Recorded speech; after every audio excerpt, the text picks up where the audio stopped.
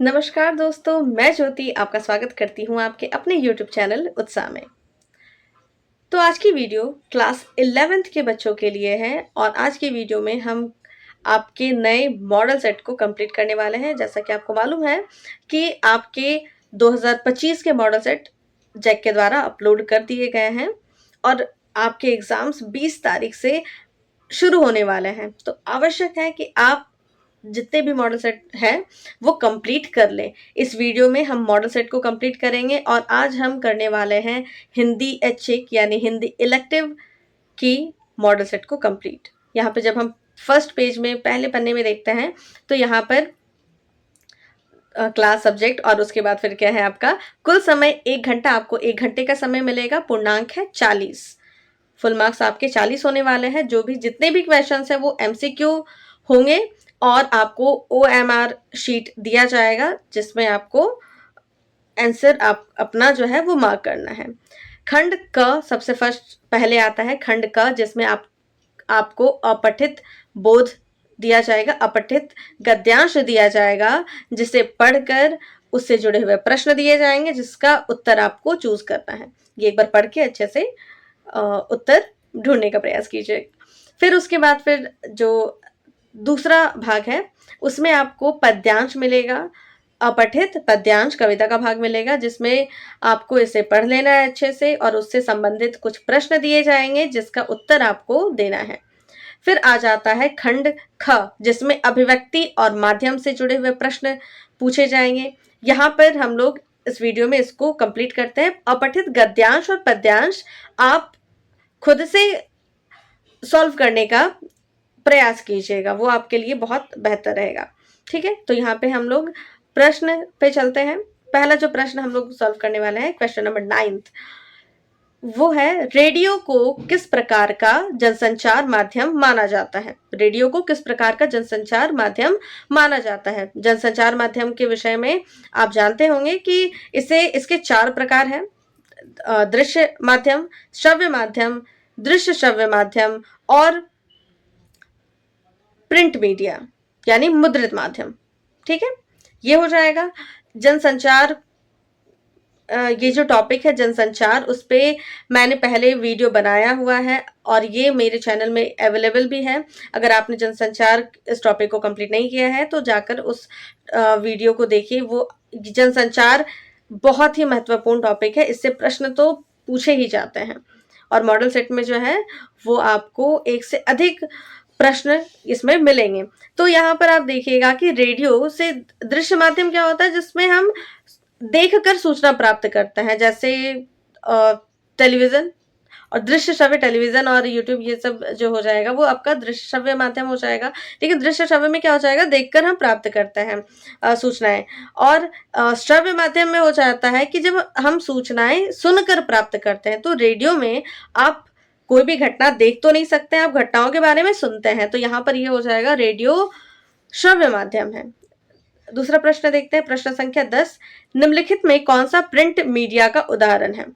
Print media मुद्रित माध्यम, यहाँ पर हो जाएगा समाचार पत्र। ठीक है, उत्तर हो जाएगा आपका समाचार पत्र। यहाँ फिर प्रश्न संख्या 11 है, जनसंचार में फीडबैक का क्या महत्व है। फीडबैक किसे कहते हैं, जो भी प्राप्तकर्ता होता है वो जो उत्तर देता है वो होता है फीडबैक। जैसे मैंने ये वीडियो बनाया, ठीक है, मैंने ये वीडियो बनाया और इसमें मैं कुछ सूचनाएं आपको दे रही हूं। अब इसका जो उत्तर, आप दर्शक हुए, आपको सूचना प्राप्त हुई, दर्शक आप जो कमेंट करेंगे, जो भी मुझे बतलाएंगे, जो भी उत्तर देंगे, वो हो जाएगा फीडबैक। ठीक है, तो यहाँ पर क्या हो जाएगा, ऑप्शन सब देख लेते हैं कि संदेशों को समझने में मदद करता है, संदेश के प्रभाव का आकलन करता है, दर्शकों की राय प्राप्त करता है या फिर उपरोक्त सभी। तो यहाँ पर उत्तर यहाँ पर दिया हुआ है उपरोक्त सभी हो जाएगा। अब अगले प्रश्न में देखते हैं, प्रश्न संख्या 12, निम्नलिखित में कौन सा जनसंचार का आधुनिक माध्यम है। उत्तर हो जाएगा इंटरनेट। इंटरनेट ही जो है वो आधुनिक माध्यम है, बाकी पत्र, समाचार पत्र, दीवार पर लेखन, ये सब जो है वो बहुत पहले से ही हम देखते आ रहे हैं, है ना। तो यहाँ पर इंटरनेट उत्तर हो जाएगा। अगले प्रश्न पे जाते हैं, प्रश्न संख्या 13, जनसंचार का समाज पर क्या प्रभाव पड़ता है। यहाँ पर ऑप्शन है लोगों को सूचना प्रदान करना, सामाजिक मुद्दों के प्रति जागरूक करना, लोगों की राय और विचारधारा को प्रभावित करना, या उपरोक्त सभी। यहाँ उत्तर हो जाएगा उपरोक्त सभी, क्योंकि पहला जो ऑप्शन है लोगों को सूचना प्रदान करना, जनसंचार के माध्यम से आपको सूचना भी मिलती है।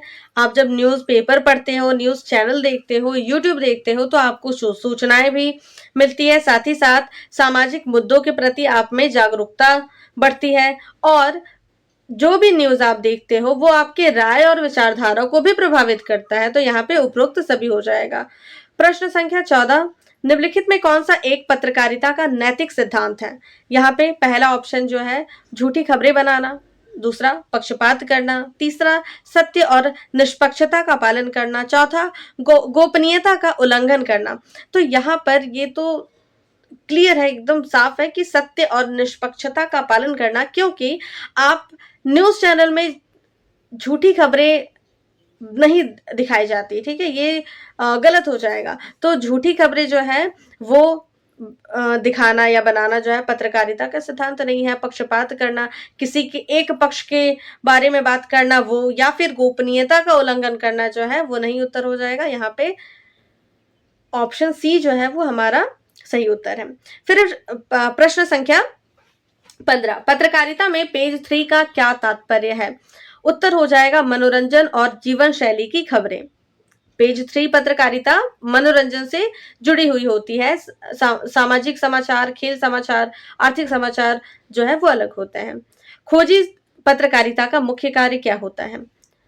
यहाँ पे उत्तर आपका दिया हुआ है गुप्त और महत्वपूर्ण जानकारियों को उजागर करना। विज्ञापन करना समाचार पत्र खोजी पत्रकारिता का जो है कार्य नहीं है। खेल आयोजन का को कवर करना वो बिल्कुल नहीं है। जनसंपर्क करना ये भी नहीं है। यहाँ पर क्या हो जाएगा, खोजी पत्रकारिता, जो कि आपके नाम से ही, आपको नाम से ही ये क्लियर हो जाएगा कि गुप्त और महत्वपूर्ण जानकारियों को उजागर करना, ठीक है। यहाँ पे प्रश्न संख्या 17 हो जाएगा, रेडियो माफ कीजिएगा टीवी और रेडियो पत्रकारिता को किस श्रेणी में रखा जाता है। ऑप्शन है print media, digital media, electronic media और पारंपरिक मीडिया। तो उत्तर हो जाएगा इलेक्ट्रॉनिक मीडिया, ठीक है। और प्रिंट मीडिया में आपका समाचार पत्र ये आ जाएगा। प्रश्न संख्या 18, दूरदर्शन पर प्रसारित होने वाला पहला धारावाहिक कौन सा है। उत्तर हो जाएगा हम लोग। ये जो है दूरदर्शन पर प्रसारित होने वाला पहला धारावाहिक, पहला सीरियल है। यहाँ पर फिर खंड का हमने कंप्लीट कर लिया। खंड ग है जिसमें आपको कुछ एक गद्यांश दिया गया है जो कि आपके पाठ से ही जुड़ा हुआ है। जब आप इसको पढ़िएगा तो आपको पता चलेगा। हामिद लोहे की दुकान पर रुक जाता है, मतलब ये जो है पढ़ते के साथ ही, हामिद का नाम सुनते के साथ ही आपको ये याद आ जाएगा कि ये ईदगाह कहानी की पंक्तियां दी गई है। ईदगाह कहानी से लिया गया एक गद्यांश दिया गया है, ठीक है। इसको आप आराम से पढ़िएगा और इससे जुड़े हुए प्रश्न जो है वो यहाँ पर दिए हुए हैं। प्रश्न है, हामिद ने चिमटा क्यों खरीदने का सोचा। तो उत्तर हो जाएगा दादी का हाथ जलने से बचाने के लिए। वो बोलता है ना अपनी दादी को, जब अमीना ये कहती है कि तो ये चिमटा लेकर क्यों आया। उसने तो सोचा कि ये मेला जा रहा है तो वो मिठाइयाँ खाएगा, खिलौने खरीदेगा, लेकिन जब उसके हाथ में चिमटा देखती है तो उसे बड़ा हैरानी होती है कि ये चिमटा क्यों लेकर आ गया, ये तो पैसे बर्बाद कर दिया ना। वो चाहती थी कि एक छोटा सा बच्चा है तो वो आनंद करे, अपना घूमे फिरे। लेकिन उत्तर देता है हामिद, जब ये उत्तर देता है कि तुम रोज जो रोटी बनाती हो ना, जब रोटियां बनाती हो तुम, तो तुम्हारे ना हाथ जल जाते हैं, और उसके लिए मैंने जो है ये चिमटा लेकर आया है। मैं ये चिमटा लेकर आया हूँ जिससे ना अब तुम्हारे हाथ नहीं जलेंगे। और ये सुनकर ना अमीना बहुत द्रवित हो जाती है और उन्हें ऐसा लगता है कि एक छोटा सा बालक वो कितना एक बड़े की तरह सोच रहा है, जिम्मेदारी के साथ सोच रहा है। तो यहाँ पर बाल मनोविज्ञान का बहुत सुंदर जो है वो चित्रण किया गया है प्रेमचंद के द्वारा। यहाँ पर फिर अगला प्रश्न है, हामिद के अनुसार खिलौने खरीदने में क्या समस्या है। उत्तर हो जाएगा खिलौने से कोई काम नहीं बनता। है ना, जब सभी बच्चे उसे ये चढ़ाते हैं कि अरे तुम जो है वो तुम खिलौने नहीं खरीद रहे हो, तुम मिठाइयाँ नहीं खा रहे हो, तो वो अपना तर्क दे रहा है, हामिद जो है वो अपना तर्क देता है कि खिलौने खरीदने से क्या हो जाएगा, इससे तो जो है ना वो बड़े दुआएं भी नहीं देंगे, और आज खेला वो कल टूट जाए, क्या फायदा फिर। तो ये तर्क देता है कि खिलौने से कोई काम नहीं बनता। गद्यांश के अनुसार चिमटा का कौन सा उपयोग हामिद ने बताया, तो उसने बताया कि क्योंकि हामिद ने अपने चिमटे को रुस्तम हिंद बतलाया, और उसने ये बतलाया कि इसके तो बहुत सारे काम हैं, जैसे यहाँ जितना भी ऑप्शन है वो हो जाएगा, उपरोक्त तो सभी इसका उत्तर हो जाएगा। उसने वो बोलता है कि इसको तो ना गरम तवे से जो है वो रोटियां पलटने में भी काम आता है, फिर चूल्हे को साफ करने में उपयोग किया जा सकता है इसका, और उसके बाद फिर यदि कोई आग मांगने आ जाए तो हम चिमटे से निकाल कर आग भी दे दें। तो उपरोक्त सभी उत्तर हो जाएगा। और प्रयुक्त माफ कीजिएगा, प्रस्तुत गद्यांश के रचयिता कौन है, उत्तर होगा प्रेमचंद। फिर हमारे पाठ से संबंधित प्रश्न है, दोपहर का भोजन कहानी मूलतः किस वर्ग का प्रतिनिधित्व करता है, उत्तर हो जाएगा निम्न मध्य वर्गीय परिवार। यहाँ पे सिद्धेश्वरी, मुंशी चंद्रिका प्रसाद, ये सभी पात्रों को हम देखते हैं, और हम ये देखते हैं कि वो किस प्रकार जो है वो अपने निम्न मध्य वर्गीय परिवार में जो स्थिति होती है उसको बहुत अच्छे से दर्शाया गया है। फिर प्रश्न संख्या 24, टॉर्च बेचने वाले के माध्यम से परसाई जी ने किस आधार पर व्यंग किया है, उत्तर हो जाएगा आस्थाओं के बाजारीकरण में। यहाँ पर ये दिखाया गया है टॉर्च बेचने वाले में कि किस प्रकार हमारी जो आस्था है, हमारा जो विश्वास है, उसको भी बेचा जाता है, उसका भी बाजारीकरण किया गया है। हम जो विश्वास करते हैं उसको भी क्या है वो उसका भी मूल्य अब लगाना शुरू कर दिया गया है। तो यहाँ पर हो जाएगा आस्थाओं का बाजारीकरण। चमेली के बेटे का नाम क्या था, बसंता। प्रश्न संख्या 26, काला शुक्रवार पुस्तक की रचना किसने की, उत्तर है सुधा अरोड़ा। जितने भी लेखक आपके पाठ्यक्रम में हैं उनसे जुड़ी हुई जो महत्वपूर्ण पुस्तकें हैं, एक दो पुस्तक और उनकी रचनाएं जो है वो जरूर याद करके जाइएगा। फिर प्रश्न संख्या आता है 27, खानाबदोश कहानी के लेखक कौन है, उत्तर है ओम प्रकाश वाल्मीकि। प्रश्न संख्या 28, भारत माता का मस्तक किसे कहा गया है, उत्तर है हिमालय को। प्रश्न संख्या 29, मकबूल ने ऑयल कलर की ट्यूब खरीदने के लिए अपनी कौन सी किताबें बेच दी थी, उत्तर हो जाएगा इतिहास और भूगोल की, क्योंकि मकबूल फिदा हुसैन जो है वो एक बहुत बड़े आर्टिस्ट हैं। तो बचपन में उनका जो चित्रण उन्होंने अपनी आत्मकथा में दर्शाया है, तो उन्होंने ये बताया कि उन्होंने ऑयल कलर की जो ट्यूब खरीदने के लिए अपनी इतिहास और भूगोल की पुस्तक भी बेच दी थी। फिर आता है प्रश्न संख्या 30, आवारा मसीहा के लेखक कौन है, उत्तर है विष्णु प्रभाकर। और आवारा मसीहा किस लेखक पर लिखी गई है, किसके जीवन पर आधारित है, तो उसका उत्तर हो जाएगा शरद चंद्र। ठीक है, उसको भी याद कर लीजिएगा। पतंगबाजी में शरद का मित्र था कौन, राजू, उत्तर हो जाएगा। फिर यहाँ पे जो है हमारे पाठ्यक्रम में ही जो पाठ दिया गया है उसका पद्यांश दिया है। ठीक है, जो पाठ्यक्रम में कविता है उसका पद्यांश दिया गया है, और जब आप इसको पढ़ेंगे, अरे इन दोहुन राह न पाई, हिंदू अपनी करे बड़ाई, गागर छुअन न देई, ये जब आप पढ़ते हैं तो आपको तुरंत याद आ जाएगा कि ये तो कबीर का दोहा है। तो इससे जुड़े हुए प्रश्न है कि कवि ने इस पद्यांश में किसकी आलोचना की है, उत्तर है धार्मिक भेदभाव और पाखंड। फिर वो देखते हैं हिंदू अपनी बड़ाई करते हैं किंतु किसके पैरों तले सोते हैं, उत्तर हो जाएगा वैश्या।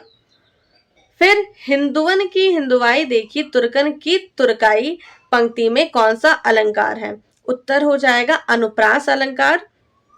क्योंकि आप यहाँ पे देखिए दो वर्णों एक वर्ण यदि दो या दो से अधिक बार उसकी आवृत्ति होती है आता है, तो क्या आवृत्ति होती है, तो वहां पर अनुप्रास अलंकार है। तो यहाँ पे ह और ह को देखते हैं और यहाँ पे त और त को देखते हैं, तो यहाँ पे हो जाएगा अनुप्रास अलंकार। फिर प्रश्न संख्या 35, कवि कबीर का इस पद्यांश में क्या संदेश है, उत्तर है समाज में सच्चाई का पालन किया जाना। प्रश्न संख्या 36, सूरदास के गुरु का नाम क्या था? उत्तर होगा वल्लभाचार्य।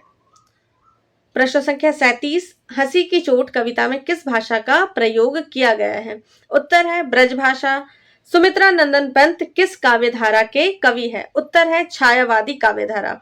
अब जितने भी कवि दिए हुए हैं वो किस धारा से संबंधित है वो जरूर याद करके जाइएगा आप लोग। ये प्रश्न पूछा जाता है। और छायावाद की जब बात करते हैं तो छायावाद में 4 कवियों का ये नाम जो है वो बिल्कुल रट लीजिए, याद कर लीजिएगा, पंत, प्रसाद, निराला और महादेवी वर्मा।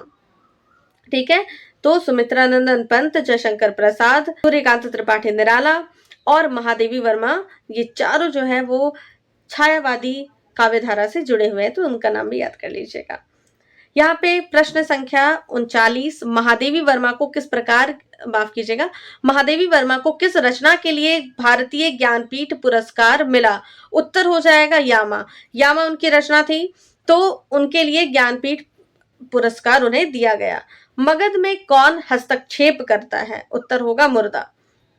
ये प्रश्न हस्तक्षेप कविता से लिया गया है और यहाँ पर जो मुर्दा है वो प्रश्न ये करता है कि मनुष्य क्यों मरता है ना। यहाँ पे आप यदि कविता आपने पढ़ी होगी और आपको याद है तो ये प्रश्न ये करता है। यहाँ पर ये 40 प्रश्न हमने पूरे कंप्लीट कर लिए हैं, ये पूरा हो गया है। और यहाँ पे अंत में आप देखोगे तो यहाँ पे आपको उत्तर कुंजिका मिलेगी। तो यहाँ पे सारे प्रश्न हमने कंप्लीट कर लिए हैं। हाँ, गद्यांश और पद्यांश जो है वो आप एक बार पढ़ के स्वयं से उत्तर देने का प्रयास कीजिएगा, उसको चेक कीजिएगा, वो आपके लिए बहुत ही बेहतर होंगे। तो इस वीडियो में हमारा टॉपिक कंप्लीट होता है, पूरा होता है। इस वीडियो में हमने हिंदी ऐच्छिक यानी हिंदी इलेक्टिव के मॉडल सेट को बहुत अच्छे से जाना है, उस पर चर्चा की है। मिलते हैं अगली वीडियो में। धन्यवाद। जय हिंद। पढ़ो उत्साह के साथ।